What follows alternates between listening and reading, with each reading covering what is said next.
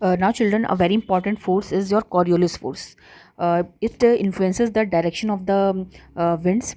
जितनी भी पवनें earth surface पे मूव करती हैं, they are highly influenced by the Coriolis force. आपको सबसे पहले ये जानना ज़रूरी है कि जो भी हवा, जो भी विंड अर्थ सरफेस पे मूव करती है, दे never move in the straight direction.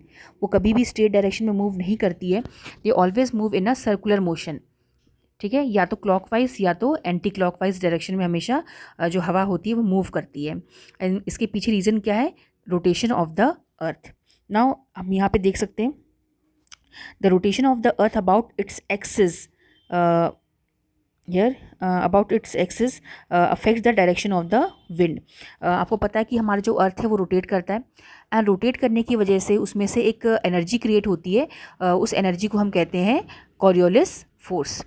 Suppose आपने लट्टू देखा होगा, टॉप देखा होगा, जब भी आप उसको मूव करते हो तो उसमें से एक एनर्जी क्रिएट होगी. ठीक है, उसी तरह से जो है आपका जो अर्थ सरफेस है, क्योंकि वो अपनी ही एक्सिस पे रोटेट करता है, तो उससे एक एनर्जी क्रिएट होती है, और उस एनर्जी की वजह से जो भी विंड, जो भी हवा हमारे पृथ्वी के ऊपर बहती है, उसके ऊपर उसका इन्फ्लुएंस होता है, और हवा कभी भी स्ट्रेट मूव ना करके सर्कुलर मोशन में मूव करती है. और उसका रीज़न क्या है? Energy created due to earth rotation. Alright, so this force is known as Coriolis force. तो बहुत ही सिंपल टर्म्स में कॉरियोलिस फोर्स क्या होता है? The energy which is created due to rotation of the earth is known as Coriolis force. And how it influences the wind? It changes the, or it diverts the, it deflects the direction of the wind on the earth.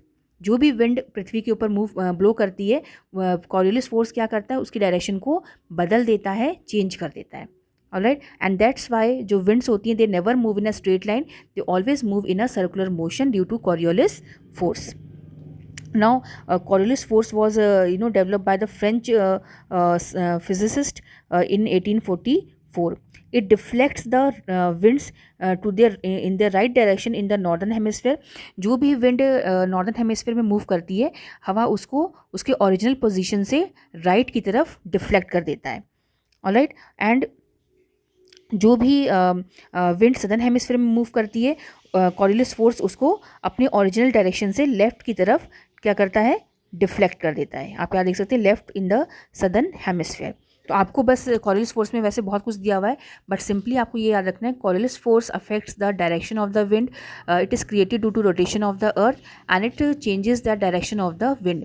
It deflects the wind to their right in the northern hemisphere and to their left in the southern hemisphere.